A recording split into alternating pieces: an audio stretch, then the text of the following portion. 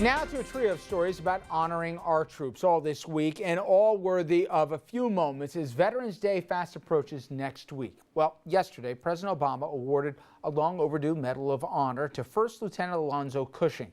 Cushing was an Army lieutenant who refused to retreat and called for the artillery to join him at the front lines of a battle where he eventually died. That battle, Gettysburg in 1863.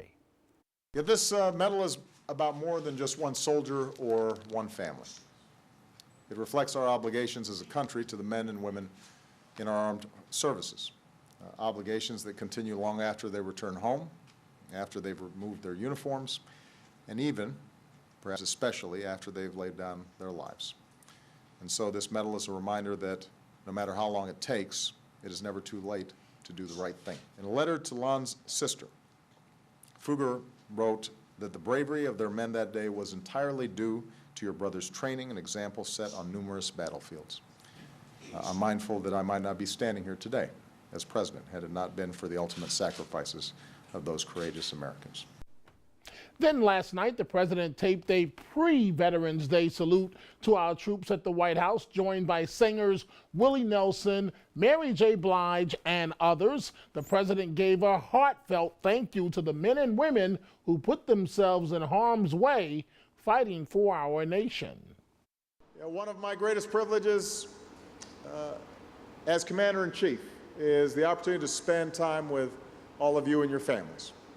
I've met young men who willingly chose to move toward grenades to save their friends. I've met heroes who ran into enemy fire and carry their comrades to safety. And I've seen their families and the stress and strains that they go through, but nevertheless, they couldn't be prouder to support those family members who serve.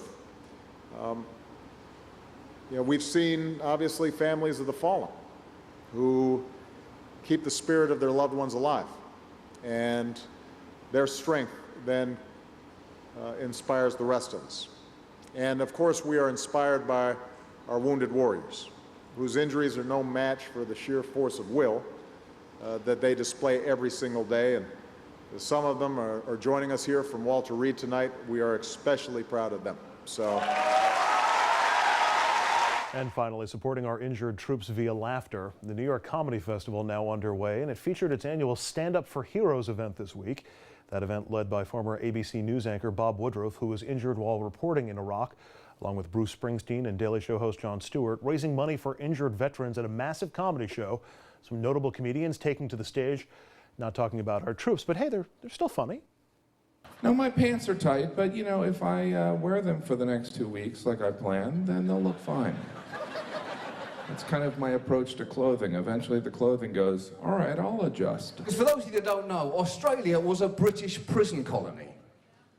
That's right.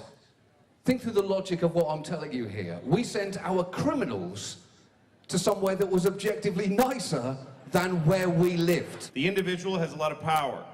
I'll give you an example. If you're on an airplane, you're a passenger on an airplane, that's all you are. You're one of 200 passengers, 30,000 feet in the air in the middle of a flight. If you sit in your seat and you just do this, you go,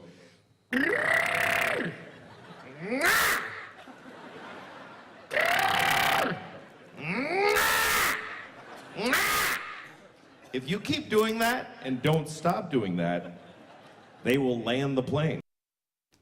I love the New York Comedy Festival. It's the perfect antidote. It's always right after elections.